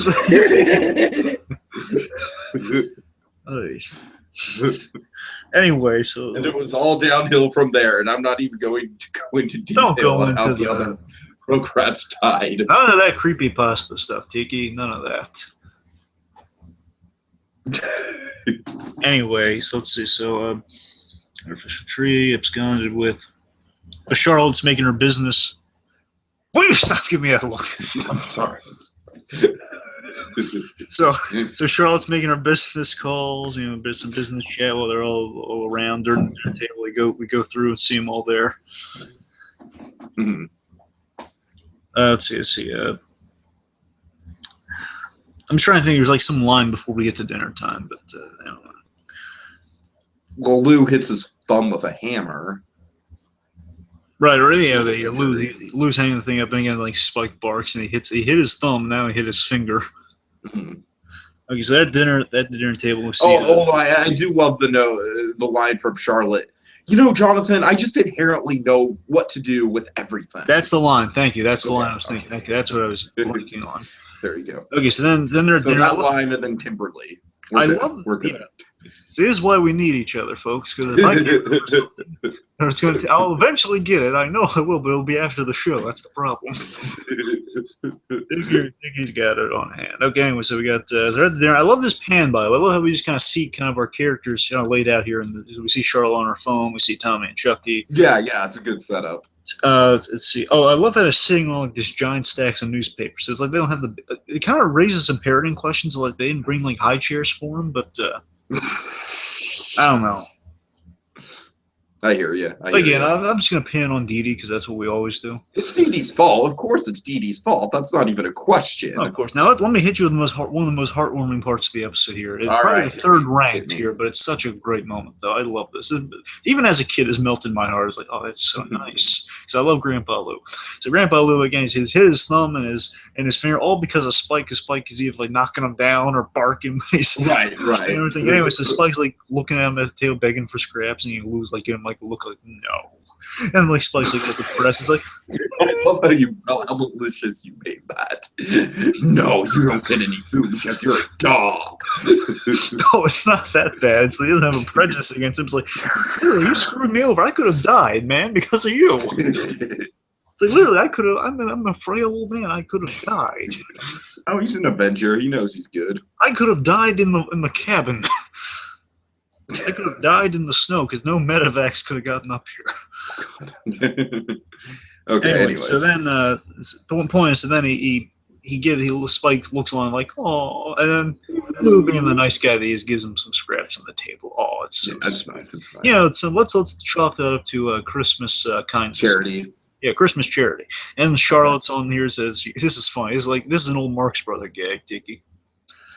This is Charlotte's on the phone with Jonathan, and she mentions, and the Santa Claus. No, I mean the Sanity Claus. That's a reference to the old Marx Brothers routine. Is like it's a Christmas thing. I mentioned Santa Claus. It's a really deep kind of a reference, but all right, good job. Okay, anyways, and then we got here's the mini rant. So Angelica's talking to Dee Dee here, asking very obvious questions. And again, here's the big gripe. Okay, so let me get this right. Dee Dee, you read all of these Lipschitz books, all of them. I mean, like every. She's obsessed. Yes, you read all of it, and to me, correct me if I'm wrong, like a child psychologist, child therapist, like guy you know is supposedly like the Dr. Spock of the Rugrats universe. I wouldn't go that far. Well, that's how they. I would not go that far. I know he's not. I'm saying that's how they sell him. That's how he's like sold. Like he's the guy that writes all the books about child raising. Mm-hmm. The point is, like, a guy points that it's a how-to book on children, understanding your children, communicating with your children. So, Dee Dee is just the dumbest broad in the room. She is, because she Angelica's laying it out very thick that she's asking all the questions about the whole coal thing, how it works. Like, what if you tried to do something nice, but it didn't work, and you didn't get to him in time? And Angelica's saying, oh, Angelica, why would you worry? You ask a lot of questions about it. I'm thinking, Dee, you freaking moron. Oh, my God. Oh, you're such a good little girl. I don't know why you'd be asking about bad children. One, you're blind if you... you're stupid on your face because you can't realize Angelica would have any qualms about being a good girl if you see all the crap she pulls within the year. Secondly, she's asking all this stuff. The kid is asking you all these questions. Basically, well, I'm not a parent. I can't really speak to this myself, but from what I've seen, I can assume that if a kid brings up a dilemma, they may or may not be faced. Not always the case, but there's a chance you might want to pry into it just a little. It's a little. Exactly. You might like ask a question of like, more than just like, oh, why would you be worse? But do you think you're this way? Like she's specifically bringing up a dilemma about whether or not she's good or bad, and you're just like, yeah. Like I'm thinking the question to ask isn't why you're bringing this up. The question is, do you think you're this way? That's the smart question. Right. And here's I have one gripe with the scene. Where are Phil and Lil in this scene? There's not in the scene. Probably just for the convenience that Angelica can't talk to them. No, oh yeah, there's that. But the main problem is like, so Tom and Chucky, they feign tiredness, and apparently all the kids are tired, even though we don't see Phil and Lil at the table. So apparently they're left out to starve. I get it. Oh God. No, they gave him a piece of Darwin. They're all good. Oh, that's too far. Oh, you can't feed infants monkey. They can't feed infants. Oh come on! You were the one that started Darwin. Yeah, but I started and I ended it, Tiki. You heated up the leftovers. Oh, the leftover monkey. Well, actually, chimp. You leftover chimp. Oh God. Okay, you wrapped it up in like a little striped swan napkin. That's what you did. You made a little swan napkin out of the striped shirt, and you put it over the leftovers. Oh, that's a perfect description. You know me too well. Anyway, so then they all feign tiredness, and then they're in the crib, and pretty much okay, coast is clear. So Tommy just wakes up Chucky. Wait, is it Christmas? But is he here? Is he here? He says, no, you're falling asleep, Chuck. And then basically they all fall asleep for a moment. Says, Tommy's saying, oh, no, Phil and Lou are asleep. Chucky says, oh, I'm awake. And then Tommy says, I love this. This is such a realistic bit. I'm just going to rest I'm just going to get comfy. And then he falls asleep. He's out like a light. Now, here's another mini gripe. This one's very just small gripe. They're all singing Deck the Halls full blast. I mean, just put the kids to bed, guys. Come on. You really want to sing that now? They're singing Joy to the World, I think. Well, are you sure they're saying Joy the World? I'm pretty sure. That's what I have in my head. Yet all the lyrics say Deck the Halls. I swear to God, all the sheet music says Deck the Halls. Fair enough. I'm just saying. I believe you. I wonder if they had to change it. Maybe that's why. Okay, anyways, again, so they're singing. The point is they're singing now after you put the kids. You're going to wake them up. What's wrong with you people? Meanwhile, Charlotte's making her calls. They have eggnog in them. They're not thinking clearly. Well, Dee Dee, she's just down the whole thing in like 2 seconds. Here's what happened. See, Dee Dee, she broke a little interdimensional portal of the show to the Fairly Odd Parents universe, and she basically knocked out Mr. Turner, and she took all his eggnog, and that's why he's searching for eggnog Christmas special so vigorously because he can't find it. Oh my God! Yes. Just yes. I'm kidding. Anyways, no, that's great. So we see Charlotte making her call, and during the song, again, it's kind of funny. She's making phone calls during the song. Again, a good introduction. It basically tells you all you need to know about. Well, at least in this one, she didn't jump off the boat to get the phone. Okay. Hey, that is my favorite Charlotte moment. I'm not knocking. I'm just saying that would have been a little too much for the first appearance. Anyway, so Chaz sneaks away to don the Santa suit. Meanwhile, we got Angelica lamenting, why did I not get to him? Basically, why did I not get to him in time? Why did I treat him that way? Stuff like that. We got Drew's calling the Santa Experience episode I love name. this idea. Yeah, I like the idea. Yeah, it's a good idia. What do you think of it being the episode name? I like it as an episode name. I like that it's not just a stereotypical like, oh, the Rugrats Christmas. And I like how it's kind of a reveal of what the title actually means. Yeah. So yeah, I'm all for it. Let's see. So then Lewis has fallen asleep. Oh, he's fallen asleep to It's a Wonderful Life. When you say It's a Wonderful Life in itself, just showing up as a trope, I would certainly say so. Well, Batman did it, so we can count it. Right. And it was kind of close to the end of the episode, too. Not to mention Nostalgia Critic as well. Of course. Wonderful Life in itself is a trope, and especially Wonderful Life on TV. That's also a trope. Watching It's a Wonderful Life. Also, didn't Lou Grant, did you want to watch It's a Wonderful Life? No, it was Miracle on 34th Street, Tiki. Oh, okay. I'm sorry. Anyway, so Lou is falling asleep. I love just Lou being kind of a set piece in the scenes, and Joe was just lamenting around the TV, and he's just asleep. He's just part of like a chair or something in the room. Anyway, so let's see. So Angelica, the point is like Angelica said, I tried my hardest, and then anyway, so she sees on the TV after It's a Wonderful Life. And it's kind of funny that this kind of commercial will play after It's a Wonderful Life. Right. In context, yeah. To me, I thought that was kind of funny. Anyway, so I think this. Now, T, correct me if I'm wrong. We got a little into this in one of our episodes, but seriously though, basically it's a holiday depression line, if I'm right here, and of course it might be alluding to something they can't get away with on kids' television, but they kind of cleverly pulled it off though. Oh man, I don't even want to touch that with a 10-foot pole after the debate we had last time. Yeah. Anyway, so point is like a holiday depression, the hotline. She calls it, which I'm sure is going to cost that cabin a lot of money. I'm sure. I love this whole 1-800-555 Yule, and she calls 555-5555. Wonder if that actually it doesn't work at all, does it? Do you think she actually got to the? Why is it 9? Here's my question: do you think she got a complete like a radio station or something then?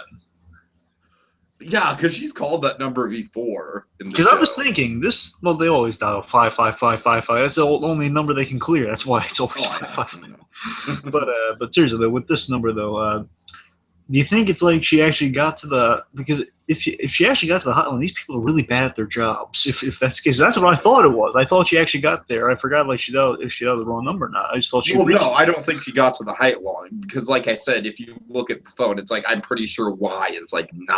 I know Y isn't 5. Well, then again, yeah, I think it's like U is definitely not 5. I don't know. Maybe it's just like cartoon logic on that one. I'm not sure. We'll see. But it's a little up. It's kind of funny when it's up in the air, though.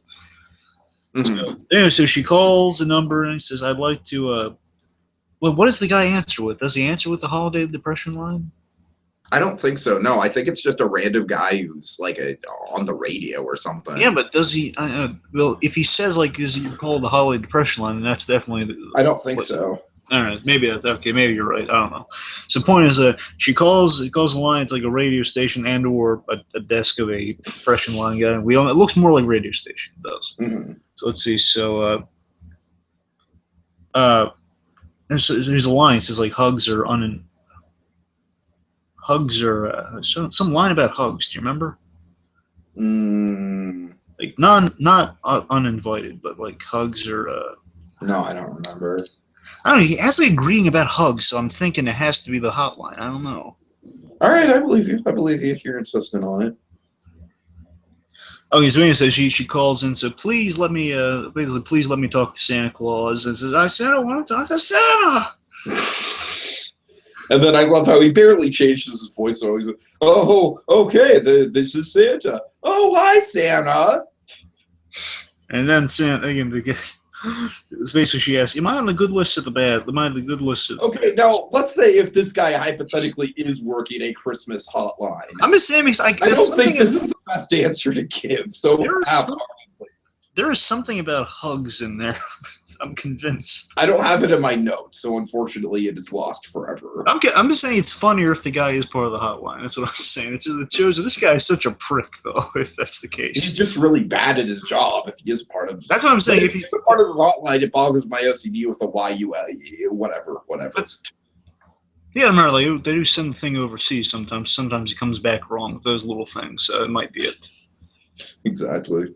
Anyways, the point is, calls and says, "Well, you mind the good list or the bad?" This, "Oh, you're on the," and he takes such joy in giving her the bad news. He does. And this is the trauma for me. This is the traumatizing moment when I was a kid. This moment here, he says, "Oh, you're on the bad list," and then at first I'm thinking, "What a prick!" This guy. If he's just a random Joe, just saying, "Oh, kid calls and wants to talk Santa," goes, "Don't get me wrong, the way she delivers Santa is pretty bratty, but still, she just wants to know." Mm-hmm. And so she's calling and asking, "Well, if it were you, Tiki, would you say yes? Of course you are." Then you hang up. Yeah, that's pretty much what I do. Yeah, I wouldn't scar a child if that's what you're asking. That's what I'm saying. Like, man, I would. Because Angelica, she's literally like, "Oh, my future as a kid is over." I mean, unless the kids sound like really, really legitimately naughty, then I might exactly. Right. I said, hey. Angelica, like, for all of Angelica's faults, I don't think she sounded legitimately naughty. I mean, in this case, not legitimately naughty. But on a different episode, we'll talk. This one, if the guy was like witnessing her behavior in front of the mall Santa, then yeah. I mean, she's not Mackenzie after all. I mean, come on. Anyways, so the point is like the guy kind of shoots her down, and here's the traumatizing moment for me. It's like you just have like the aftermath of like after getting the news, like, "Oh, you're on the naughty list," and I just see like we cut back to her. It's like the split screen's gone. It's like her like looking like her whole world is shattered. It says, "Thank you for calling," and it's like, "Oh my god, my world has crumbled. I'm done. Mm-hmm. I'm done. Stick a fork in me. I'm done. Cynthia, we got nothing. Pack it up." What? I said, pack it up. Just pack it up. We're done. Game over. Right. So then we got Santa Chaz. He's trying to climb down the chimney. Yeah, we got good old Santa. Oh, this is a great gag. It says Santa Claus has to be in good shape. I just love that line. It makes sense. Yeah, Santa would, in theory, have to be in good shape to do all this stuff. So, okay, so Stu trips the trap at first, and that wakes the kids up, and Stu trips. He's a clumsy guy. He does that. So, seriously, people look before you walk through a door. So just look and he's around. making the toys in the basement because Tommy's a stillborn. Remember that happy memory. What? Yeah, that's the creepypasta. Don't stop with the creepypasta. I've had it up to here. You can't see it, but I had it up to here with the creepypasta. I'm sorry. If I hear one more creepypasta, I'm gonna throw Dee Dee out to the wolves. Ooh, Jeff the Killer is gonna get you, BlueDragonFive. With a big stake tied around her neck that says "Eat Me" on it. I'm just gonna write in frosting on the stake says "Eat Me." Mm-hmm. Anyway, I'm in a bad mood around Christmas time. Thank you. No, I'm kidding. Okay, so let's see. So we got. So then Chaz makes his chimney entrance as the kids are kind of going around there saying, "Oh no, it's just my dad." Okay, everything's cool now. We're fine. And then Santa Claus appears in the most terrifying way he could ever appear through the chimney door. Oh my god! It's a straight up horror movie setup. In black soot. I just love this. Is terrifying on both angles. This is terrifying on both sides. This is like Twilight Zone, and then a man pretending to be Santa Claus died in the lit chimney. I can totally see that. Actually, no, I'm thinking Gremlins. Sorry, not was it Gremlins that he roasted in the flames of the thing? I don't know, but I could just see that in Twilight Zone though. I'm thinking Gremlins. So next time you try and play Saint Nicholas, just keep in mind that going down the chimney might not be as easy as it appears, especially in the Twilight Zone. Okay, I'm gonna safely assume it's Gremlins, but Twilight Zone would be awesome though. Yeah, that's what I'm saying. Anyways, the point is, so Chaz goes down the chimney and he's like coated in black suit, looking terrifying. It's like the Krampus Santa. Yep. And anyways, the kids are freaking out. I love this. I love that Tommy being our Captain America, so to speak. He springs into action. He gets the fire poker. Right. Which again, it's terrifying on both sides. You're one they have a trapped Santa, scary looking. Doesn't even resemble Santa Claus on the other side. And you have Chaz. I'm thinking of this from Chaz's perspective. That's terrifying. I can't get out. Well, a lot of claustrophobia set in there. Yeah, I mean, you could legitimately die in there from lack of ventilation if they don't get him out in time. If Stu wasn't there, he'd be. That's what I'm saying. If it was just him and the kids, he'd have a serious dilemma on his hands. Yeah, Chucky be an orphan. That'd be a horrible Christmas. Oh God. All right. And all he'd have are the leftovers of Darwin to raise him. God damn it! I was literally like, you know what? It passed through my mind, but I'm like, no, I'm not gonna go there. And then you brought it up. All right, that's on you. That's on you. You left with the leftovers of Carl. You started with all the I know, but then I had a moment of self-control, and then my thought literally went into your head, and you said it. Okay, listen. No more from now on to the end of Christmas in July. No more Darwin references. I cannot guarantee that. I will not make that guarantee. No more Darwin references. I can't guarantee that. You're the one that put it. That's how podcasting works. If you didn't want me to reference it, you should have put it in there to begin with. Are you rushing or are you dragging, my friend? Well, that we need, but we can't. We can get rid of cannibalism, okay? I will not. I'm not going to sign off on never using it again. I'm sorry. I just can't do that. I'm not just gonna like intentionally just use it whenever the hell I feel like, but if it comes up, it comes up. Anyway, okay, so let's see. So then after Chaz is finally rescued from his possibly gruesome fate, see, now I'm thinking about it now. So we have the kids scatter and like Chucky end up with Darwin's remains. By the way, like, how did he come into possession of Do you really want to know? Like, did the Thornberrys find out about this and they sent in Darwin's remains? Like, no, it's like this. So Tommy wrote a letter in scribbles to Mr. Strawberry, and somehow Nigel was able to decipher it, and it said, well, you know, my buddy Chucky, he lost his father in a horrible Christmas-related accident, and, you know, we could really use a good father figure, and you know what, we can't get over that. What we're going to do is, I'm going to send you as the next best thing. And see, here's the clever part. See, Nigel also writes in scribbles, and yet Tommy can read that. So, sent to him in a box is Chucky Fencer's new dad. And then he opens it up and he's like, oh, I can't wait to hug my new dad. And it's just the remains of Darwin. And this is, bear in mind, this is the leftovers of Darwin. So so basically he can't even hug what's in that box. It's just pretty much on a pedestal. It says like there's a little name tag on the plate that says new dad. Or on the other side of it, it says, hi, Chucky, I love you. Oh, no. God. Come to Papa. Anyway. Okay, I give you credit, man.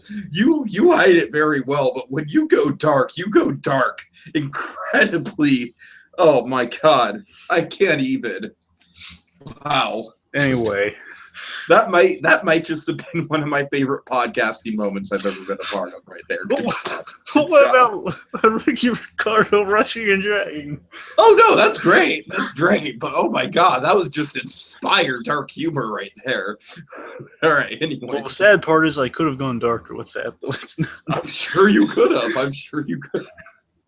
And then there was a whole raindrops falling on my head sequence of the two skipping around the neighborhood. Oh, no. Anyway, so let's see. So then, the point is Chucky is terrified in a corner after that story we just laid out for you. But no, seriously, he's terrified in the corner from seeing Soot Santa.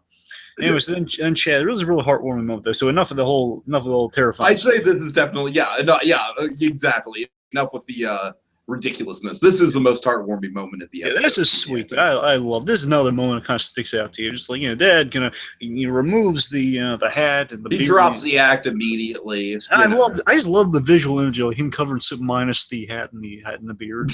Right. And that's like how Chucky knows it's him. You know, he goes to him and says, Chucky, it's me. It's just Dad. You know, it's just me. Mm. Really sweet, just saying, hey, don't be. Just him saying to his son, he's always scared, don't be scared. That to me is it's really nice. It's a really nice sentiment. Really sweet, really sweet. So it's just me, and then it's a little cheesy, but it's justified that when everyone else around him says, "Oh." Yeah, to me, sometimes that's like a nitpick with me, of like when people just going "oh" and the things. Like, I think it's justified here. Yeah, here it's fine. I'm saying sometimes it can push it. Oh. So then we got Santa. Santa comes through the door, so like another Santa Claus enters the door. Says, "Sorry, problem with the chimney." I love this. At this point, we can assume we're assuming because we had the whole setup with the Santa experience. You know, we're thinking this is a professional Santa, right? Yeah, that's what I thought first time way back in the day I was watching. It's like, oh, Mm-hmm. Santa Claus that Drew called. That's cool. Anyway, so he's coming by, and this is a real grade A. Seriously, just for this context of this episode, this is a grade A Santa in my opinion. It is. It really is. Santa Yeah. Claus. So Santa Claus, he comes by, and he knows all the kids' names. This guy, professional. He's giving the gifts to all the kids. He's saying hello, saying all the names. And the bit this one gets me. It's just he says to Chucky, he gives a gift. Chucky, he says, "I'm not so scary, am I?" Oh, I gotta tell you, that was so sweet. Santa Claus saying, and Chucky not being scared of Santa. That's yeah. Okay, then Angelica gets her big old gift, and she opens up instantly. Again, could have waited, in my opinion. Could have waited, but kid. So she opens it and says, "Oh, it's the beach house." She's going. Of course it is. And this, I thought, was a really great message to impart. I thought. So basically, Santa Claus says, sometimes trying to do something nice is basically sometimes trying is as important as being good in the first place. Yeah, you're right. That is a good message for sure. So basically, it's like sometimes you can't undo the bad stuff you've done, but just the effort of basically you root for someone who's trying to change, and if they are legitimate of trying to change, then they are at their core good. I thought it's a good message. All right, everyone, I have to go. I have about 900 million more kids on my list. Oh yeah. So let's see. So then we got, and then basically Dee brings up, let's open the rest. Open all the gifts. Breaking form. Might as well. Yeah. All right. It's not like Keenan and Kel, the tradition of opening one at a time. They'll just open all of them. Because Dee screws everything up. She can't even get that right. Can't get anything right, Dee. Just can't get a darn thing right. Anyway. Well, let's just open them all now. Then when we go to bed in an hour or so, we won't have anything left to be excited about in the morning. Yep, it's going to be the worst Christmas ever, thanks. Right. It'll be the best Christmas Eve ever, but it's going to be the worst Christmas ever. Santa got us nothing because Dee hates us. Oh, man. Go to the corner, Dee. Go in the corner. All right, so we rammed out Phil and Lil's Gift of the Magi storyline. So also, I noticed some gifts. So Tommy got a top. Nice. Chucky got a bear. The twins. Then we had the twins Magi situation coming to fruition. Take us through it. Okay, well, they just realized oh no, I traded my Reptar to get you the coloring book, or to get you the crayons. And I traded my coloring book to get you the Reptar space helmet. And I got chocolate in my peanut butter. Oh, God. But I got peanut butter in my chocolate. This is the best Christmas ever. No, I'm sorry. Go on. Of course, Angelica comes, and she gives him the presents back. Yeah, ho, ho, ho. And she took the time to wrap them herself. I like that. That's a nice sentiment, yeah. I got to question the twins wrapping their own gifts, so that I don't buy. I just can't buy it. I don't believe they'd be able to do that. I hear you. I wonder if Angelica gift wrapped them for them. It could be. That's just another nice little deed she did to him. I would have thought that it would cost an extra something for her to do that. I don't know. I think you're overthinking it a little. Anyway. All right, so she gets her redemption, and then they hug and do kind of a little callback to the a little bit of a Peanuts reference. So it's a bit of a Charlie Brown Christmas reference, like the whole baby germs. She said it before, but it's a Christmas episode. We got a bit of the trope there of the in addition to the Christmas of the Magi in general, is the whole I need hot water, I need iodine. And then Drew, he's kind of gloating. He's like, "Oh man, everyone's kind of complimenting you, Drew, that really was a good idea to call Santa." And then Drew's just like, "Well, am I ever wrong?" And then again, so it's kind of neat to see when you think about it, where Angelica gets a lot of her personality traits from. She gets her mouth and look from Charlotte, and she gets kind of her. She gets some of her facetiousness. She gets a lot of her facetiousness from Drew when you think. Right. Like this idea that she's she gets the successful cockiness from Charlotte. Exactly. She gets the whole no, I can't do anything wrong from Drew. Drew's always full of himself. He means well, but he's always full of himself. Anyway, so then Drew gets a call from Tony J, of all people. Really? Seriously, Tony J. It is Tony J. He gets a call from Tony J as Barney Stevenson, which I think is a hilarious name for Santa Claus, by the way. So anyway, so Barney Stevenson calls, and this cracks me up. Even when I was watching back, man, that is a lazy Santa. So basically, Barney Stevenson calls, and he's saying, hello, Mr. Pickles. I'm sorry, I'm calling from my car phone right now. It broke down. And of course, he's at home, and he's getting broken cookies. So one, I love the fact, Santa is living in a really kind of a rank kind of place. It's not the best looking house. Secondly, I love that the guy whose job is to be Santa Claus is eating milk and cookies. I love that. And third, he's just a character. Yes, but he's still so lazy, and he had no intent. The idea is he had absolutely no intention or any good excuse not to go to the thing. Right.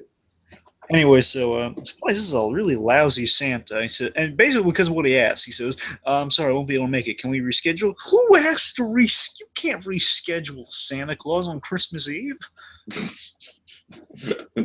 Are you insane? No, you can't reschedule. Yeah, just how he can make a cameo appearance at Dick Clark's Rockin' New Year's Eve party. Oh no. Anyway, so the point is, then they have like that comical look to each other, kind of I Love Lucy style. And exactly. I would go as far as to say this might be a direct homage to I Love Lucy. I don't think so. I think I don't know. I mean, look, it's not a new thing. I mean, I Love Lucy was an early one to do, but it's not a new thing. It's like, oh, that's the real Santa. Merry Christmas, everybody. Sorry. So then he says, it's the real guy. And they rush out to look and see, oh, wait, is it him? And anyway, so then we got, meanwhile, kind of one of our cappers here. Dee Dee peers over, and Angelica's like saying, oh, I wonder if there's the car in the garage or anything. So she looks in there and sees like a little tiny lump of coal. And then Dee Dee points out the obvious. Says, Angelica. See, now she cares, and now she's observant. Thanks. So she looks and says, Angelica, and she just says this so dumb and mock. I don't know, I hate the delivery on this. Even as a kid, I hated the delivery on this. I swear to God, I always hated the delivery on this. The way she says, Angelica, is that a lump of coal? I hate the way she says that. I really Can't give her a break, can you? Nope. Again, I'm telling you. I love the implication here, though. I really love the implication. Implication is fine. I hate Dee Dee commenting on it. I'll give you that. So the point is, like, yeah. So I'm sorry. Walk us through the implication. Well, I mean, of course, the implication is she got what she wanted, but then Santa kind of left her with a little bit of a warning, like, oh, there is a little bit of coal in here for you, Angelica. I'm not going to kill you with a whole bag of coal, but there is some coal. See, that's why Santa gets the red suit. He's a good thinker, that Santa Claus. He's a forward thinker. That's why he's got the big old organization of the North Pole. That's why he's earning his Christmas bucks. Now, by Christmas bucks, I mean like his copious amounts of reindeer. That's what I mean by that. All right, so that was Santa. Then we see Santa. Then we see the real Santa flying off. Merry Christmas, all on the screen. Then there's the ending. Sorry. Santa experience. All right, so I think you and I both agree. This is probably one of the more nostalgic Christmas specials that we've covered in the 2 years of doing Christmas in July so far. Would you say that's fair to say? Yeah, and so when we brought this up this year, folks, just in case you want to, I was like convinced that we've done this before, because it just astounds me how we've not done this one the first season. Right. I didn't think I did. I was like, no, we did the Hanukkah episode last year. Like, I was convinced that he and Monkey did it. He and someone else did on one day I wasn't there, and I thought that we checked the episodes, and nope, it wasn't there, so we had to work it in there, because how could we not? This is a great Christmas special. It's a trademark. It's an absolute trademark of my shirt. Of the Christmas specials that my shirt represents. Sure. Oh, yeah. Yeah, I think it kind of just speaks for itself. I think it's got Christmas written all over it. I think for the most part, even kind of the things that age the Rugrats don't really show through here, except for one or two little bits of stupidity on Dee Dee's end. But we'll give it a holiday pass. Final thoughts from your end? Yeah, yeah, it's really solid. I mean, even just kind of going in, going into it has like a great kind of beginning, middle, and end laid out there, and kind of like a good arc for Angelica, a really good arc for Angelica. She actually learned something this episode, like kind of like, you know, I'm not saying she doesn't like, she usually learns lessons. It's usually a bittersweet lesson though. Here she actually kind of came to an arc on her own, like realizing, like, yeah, absolutely. like in her back of her mind, she treated him wrong. She's thinking, well, I should be good. I still think besides Chucky, she's probably the second most well-developed character on the show. Certainly. Mm-hmm. Oh, Tommy. Okay. Yeah, Tommy's. Yeah, actually, right. Tommy just is more of a static character than anything. I think Tommy is kind of like the voice of the audience type of character. You know what I mean? Yeah, well, yeah, he's kind of like the gateway to get us into the world. It's fair enough. Yeah. All right. Anyway. Well, he is the one who always kind of opens the gateway when you think about it. That's what I'm saying. All right. Anyway, so yeah, overall, this one's always been a nostalgic favorite of mine. I'm so glad we could talk about it. You know, it's just it's it has so many fun moments, and it's to me when I think Nickelodeon Christmas Special. Actually, whenever we discuss Nickelodeon Christmas Special, this is the first one that comes to my mind. So for good reason. Always comes to mind because it has such memorable moments in it. So I guess so there's a lot of them here, but let's chalk up the tropes. So biggest one, Gift to the Magi with the twins. Of course. That's a big thing that definitely steps out for the episode. Angelica is our Scrooge, and with that, you know, Angelica having like kind of the dream realization, like the dream morality thing. Like, after she awakens from that dream, she's a changed man. Boy, Tommy, what day is it, boy? It's Christmas, Angelica. So listen, take this Cynthia doll and go get a goose as big as me. Yeah. Okay, we have the mall Santa. And we had going to the mall for Christmas. Mm-hmm. We have Angelica's Cindy at Dream House as the Red Ryder BB gun. Yep, going to the mountain the snowy region for Christmas time. Going to a cabin. We got trying to make a good Christmas experience for Drew and Chaz. You know, just trying to make it a good Christmas. A kid fearing Santa Claus. There's one. Right. Yeah, I'd say that's definitely there for sure. So it's a kid fearing Santa. There sure there's some other ones. Christmas injury with Grandpa Lou. That's one. That's one. Like Clark Griswold constantly gets injured. Christmas charity. Course. Thank you. That's a good one. Again, Real Santa reveal. One of the best tropes of the special, I think, and they played it really, really well. Yep. Workaholic around Christmas time. Sure. Yeah, there's a lot of them, man. There's decorating. There's a ton. A lot of good decorating. Getting the tree. Yep, cutting down the tree and decoration montage. Or they fail at cutting down the tree because of Dee Dee, but whatever. Yeah, because she sucks. All right. We can't vote out Tom because Karen sucks. All right, I'm sorry. That's your Survivor reference for these. Okay, so set up the list. Okay, there it is. Look how far we've gone. Look how far we've come. How can I set up if you're showing people the list before I can tell them? So folks, basically this time around, I'm trying to keep track of what we've been talking about, and as you've seen by this list, it's culminated to a lot. So by the end of things, we're going to read them off, and we're going to say, man, that is a lot of stuff we talked about, and things. All right, so we have the first one on our list was actually Rugrats Let It Snow, so this is kind of a good bookend in the last week of Christmas. Yeah. I Love Lucy Christmas Show. Rushing are you dragging? Batman, Brave and the Bold, Invasion of the Secret Santas. I did say Invasion of the Bold. A Rocket Power Christmas. Whoa. Keanu Reeves style. Bills of Fraggle Rock. Bum, bum. All in the Family Draft Dodger. Don't look at that. It goes like this, but you don't look at that because it's a little disgusting. Yeah. All the Holly Jolly Secrets from Adventure Time. The black mark on her resume. Inspector Gadget. I know. Merry Christmas, Keenan. Tubaphone, that is spelled T-U-B. Okay. Okay. Pinky in the Brain. Lou Grant. You're a Dirty Rotten Bastard from the Nostalgia Critic. This has never happened before. Holiday Time at Disneyland. And now I'm saying, are you rushing or are you dragging? It's very important that you know the difference. I mean, there's no more.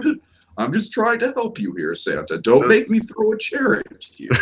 There's no Morris bar down there, Santa. That just gets better.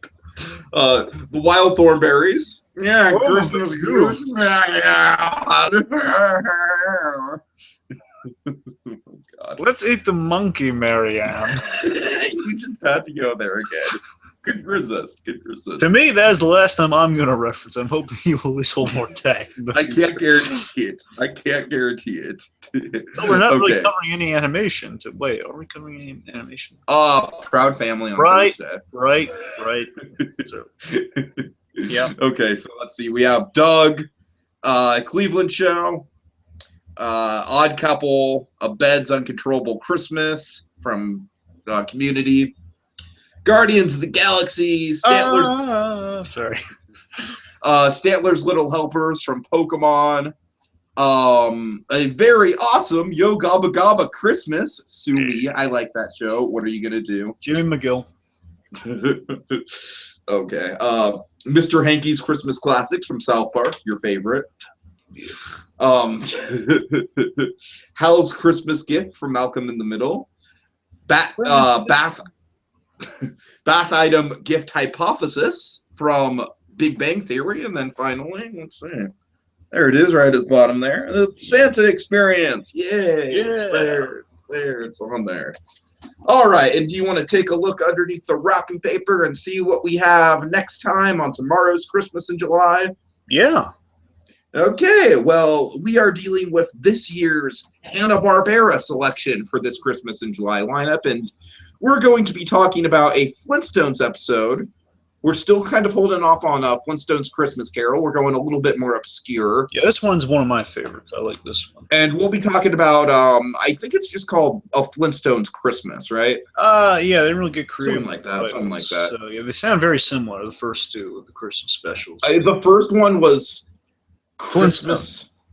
Flintstone Christmas, and I think this is Christmas with the Flintstones. So the point is, the Flintstones are involved, and so is Christmas. That's really the main thing. That's all you need to know. That's all you need to know. Let's be specific. It's the 1977 version, which is same the one year that Star Wars came out. Very seminal year in pop culture. Seminal, and again, Star Wars was supposed to come out around Christmas time of the previous year. So again, of course. So that should be very fun. Kind of a time capsule. It's interesting because I feel like that episode was kind of a TV movie a few years after the fact, right? Maybe. I think so. Well, I definitely think so because Flintstones was 60s, and I don't think it went on for 10 seasons. So, all right. So yeah, that's it. So Flintstones tomorrow, and then we are wrapping up. We'll be covering two nights in a row to catch things up, and in the meantime, BlueDragonFive. This is definitely one of the episodes of Christmas in July that we've covered that has the most formulas in it. But we have a specific method for tracking those formulas because that's what we like to do here. What would we call this magical, just filled with Cranston-like whimsy? Just this. What would we call this process of determining? Oh, excuse me, Lois. I'm just gonna take some cedar here, and I'm gonna take an ice cream scooper. I mean, it's maddening. What will we call this process, Tiki? We would call it putting the mistletoe underneath the microscope. Next time on Christmas in July. La la la la la la la la. Big lump of coal. I was the willow. I was